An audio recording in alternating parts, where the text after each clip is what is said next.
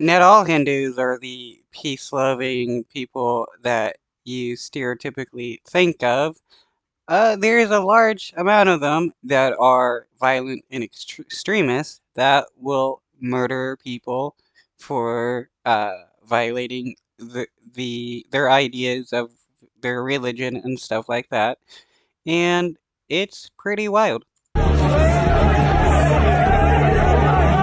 In September 2022, the English city of Leicester erupted in violence. City and community leaders admit they're baffled by the precise cause of the sudden violence.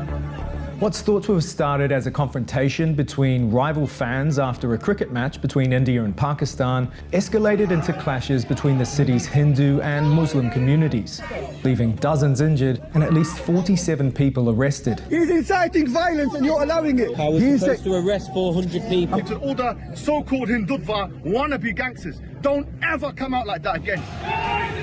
In the aftermath of the unrest, something unusual happened. A prominent journalist aligned with India's ruling political party did an in-depth interview with the British far-right activist Tommy Robinson. The problems that come from the Islamic community are so vast, are growing so quick, are so dangerous for the country that it has to be addressed. Just weeks earlier, an Indian-American community parade in New Jersey was marred by allegations of Islamophobia. As someone that is Muslim, I find this terrorizing, and so does the Muslim community across New Jersey, across the country and around the world. Don't touch me! Don't touch me! Don't touch me! Get away from me! But what connects these events in the US and Europe to a radical nationalist movement on the other side of the world?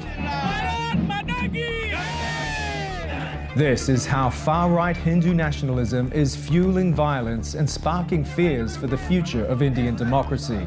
And Far-right people, nationalists, fascists, whatever you want to call them, they always bring about the same stuff. Chaos, disruption, and violence. Is now spreading its influence across the world and winning admirers among Western extremists.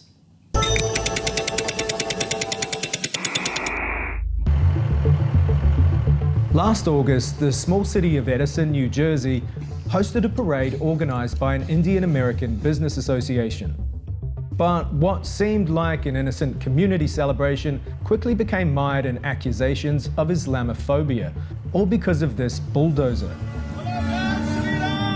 The chant you can hear in the background there is Jai Shri Ram, which roughly translates to victory to Lord Rama, and has become a battle cry for a new wave of radical Hindu nationalists.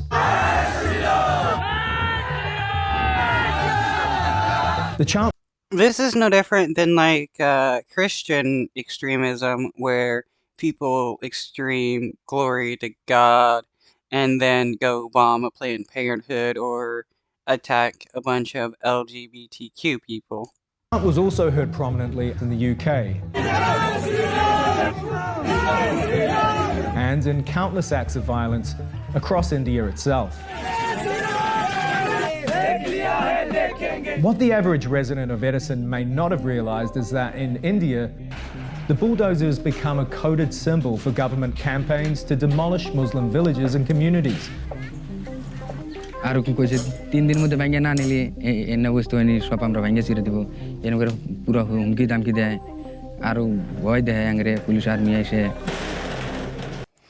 see, religion is just a way for one group of people to be bigoted towards another and be like, no, it's not me, it's what my religion says, I'm just following the words of my God. And it's just no different with Christianity, Islam, Judaism, Hinduism, Buddhism, and all the other religions where you can find extremist groups. This is why religion is just a detriment to humanity. In the last year, the Hindu nationalist government in Assam state has targeted more than a dozen Muslim villages for eviction.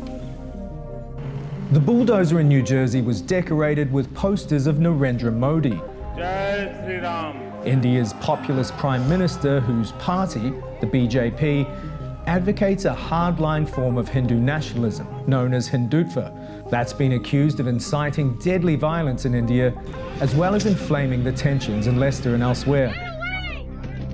The parade with bulldozers in New Jersey was shocking. The language, the rhetoric tells us that there is a growing support for Hindutva ideology within the US. Hindutva, meaning Hinduness, is distinct from Hinduism, India's majority religion. It's a far-right ideology which holds that India should be an exclusively Hindu state, with other minorities tolerated at best.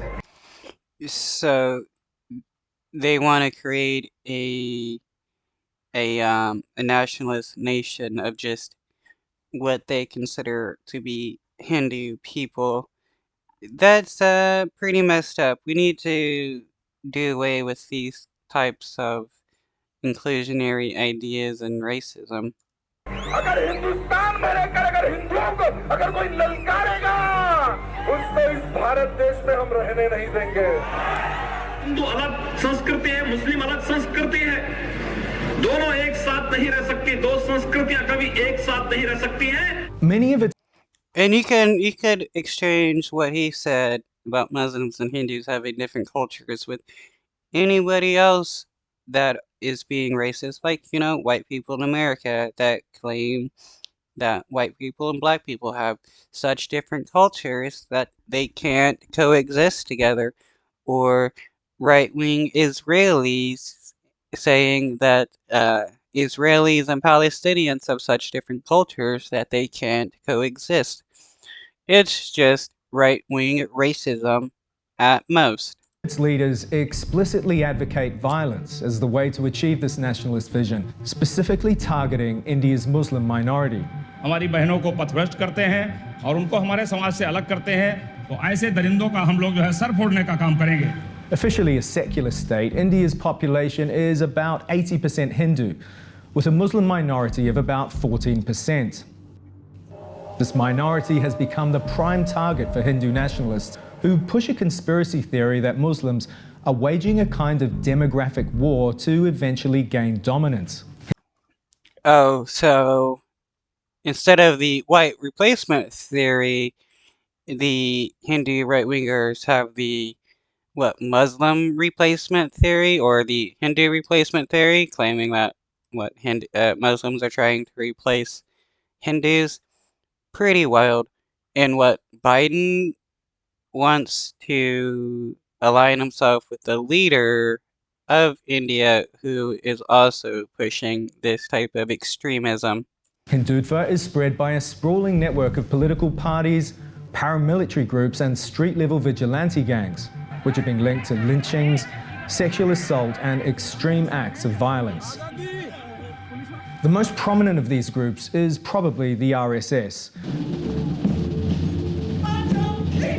Do you think that India is a Hindu nation? Yes. All over world is suffering from the Muslim attacks, jihadi groups. We did not oppose any community. We did not oppose, but they will follow our rules. If large groups of armed men marching in uniform and preaching about ethnic purity conjure images of the worst of mid-20th century fascism, that's no accident.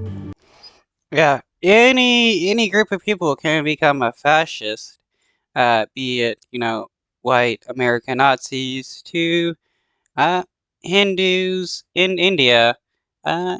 It happens all over the place, and this is why we need to stamp out right-wingism all over the world, because it leads to nothing but fascism.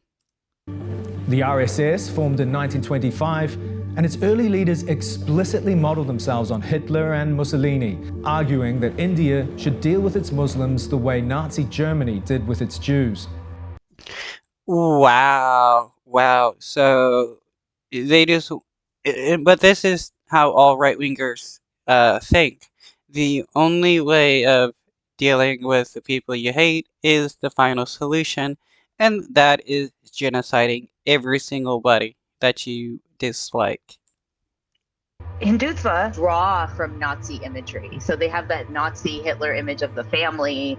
And in the background, you see the swastika, which is also a Hindu symbol of peace that has been mobilized within this discourse. Yeah, I was about to say, it's funny how they're modeling themselves after um, Nazis when the Nazis took a lot of stuff from the Hindus.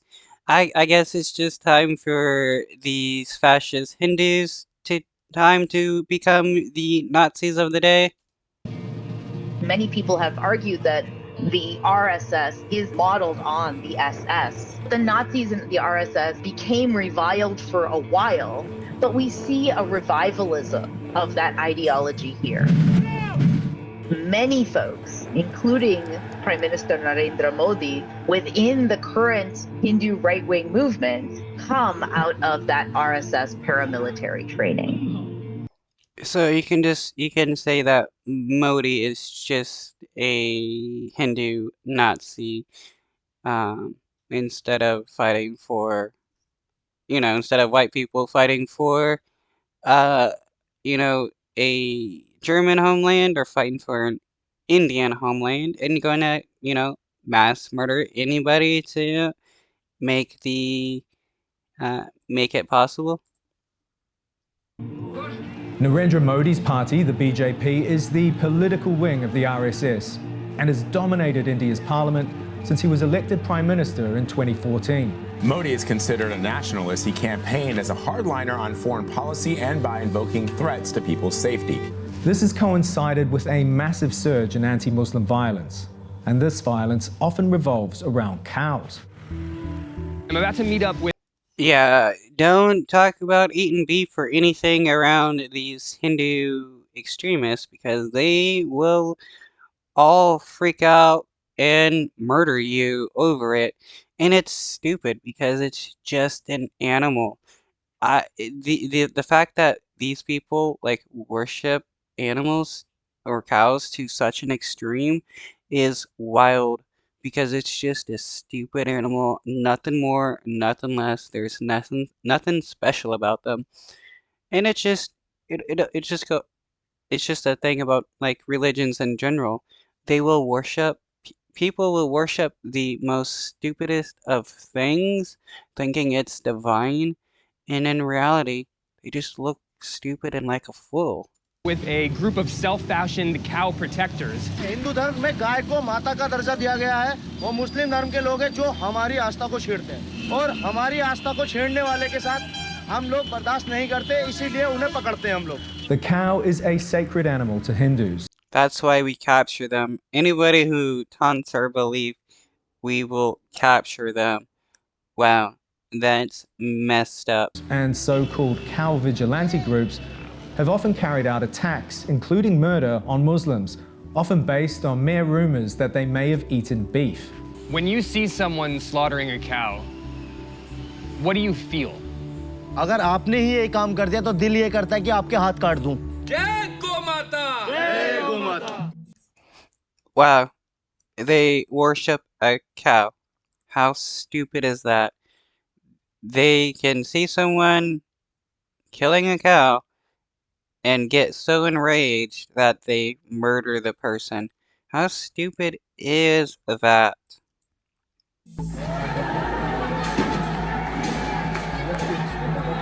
In February 2020, India was rocked by its worst communal bloodshed in decades as riots exploded.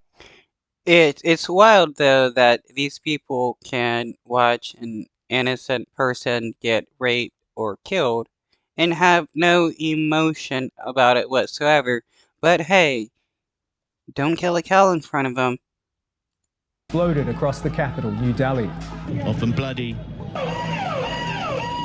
sometimes fatal, in riots against India's new Citizenship Amendment Act. Legislation, critics say, that discriminates against Muslims.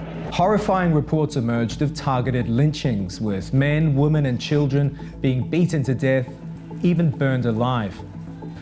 In all, at least 53 people were killed. But hey, it's okay to lynch and murder kids and burn them alive, but Don't talk about eating beef, because that's a no-no. The majority Muslim.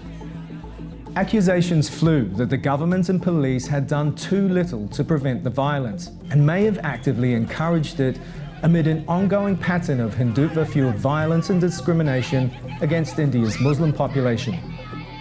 Under the current BJP-led government, there have been numerous extrajudicial killings and torture cases across India. In Uttar Pradesh alone, 5,302 mass violence incidents were reported just in 2021. But rather than trying to deny their prejudice, many high-profile BJP politicians have been crystal clear in expressing their outright animosity towards Muslims. We are very keen that this country should remain overwhelmingly Hindu majority country. This radical brand of nationalism, with its unapologetic Islamophobia, has found an unlikely fan base among the Western far right, which isn't generally known for its embrace of South Asian people. In 2019, a delegation of politicians from European far-right parties, including France's National Rally and Germany's AfD, made an official visit to Kashmir, a major flashpoint in Hindu-Muslim relations. The visit, which sparked protests in Kashmir, was seen as an important show of solidarity between populist anti-Islam movements in Europe and India.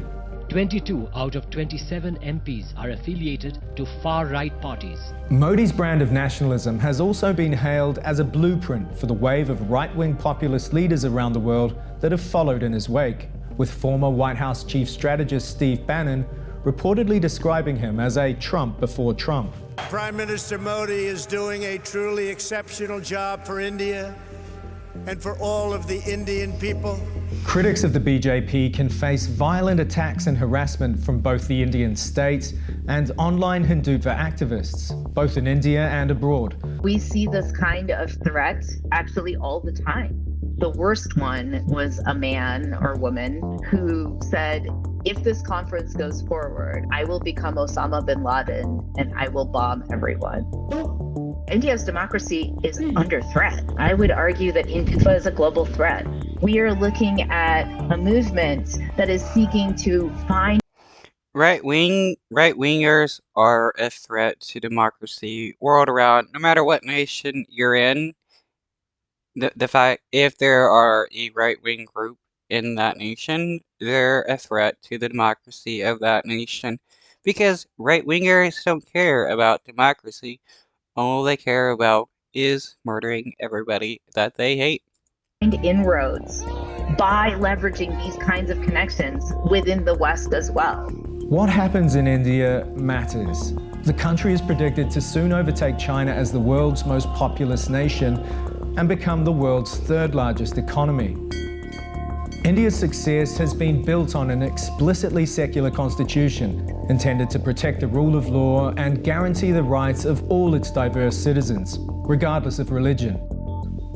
If that equality comes under attack from street thugs and the politicians who encourage them, then India may well lose its claim to be the world's largest democracy, and unthinkable violence could follow.